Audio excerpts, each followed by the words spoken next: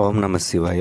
500 సంవత్సరాల పైన చరిత్ర కలిగిన ట్రీ టెంపుల్గా పిలువబడే శివాలయం విశాఖపట్నానికి 75 కిలోమీటర్ల దూరంలో, ఎస్కోటకోన నుండి కేవలం 7 కిలోమీటర్ల దూరంలో, అరకు వ్యాలీకి వెళ్లే దారిలో ఉంది. ఆలయం కలిగిన గ్రామం కాశీపట్నం.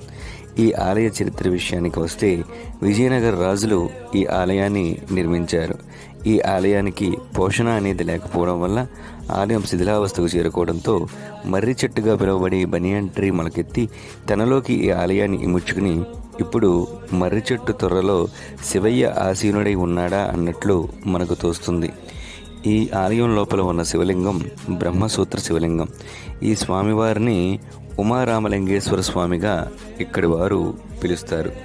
కాలక్రమంలో మర్రి చెట్టు పెరిగి తనలో చుట్టూ ఉన్న ఊడలతో ఏరియల్ రూట్స్ ద్వారా ఆలయం మొత్తం కప్పేసింది.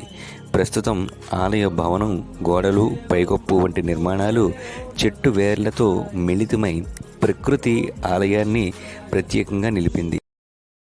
Download ShareChat.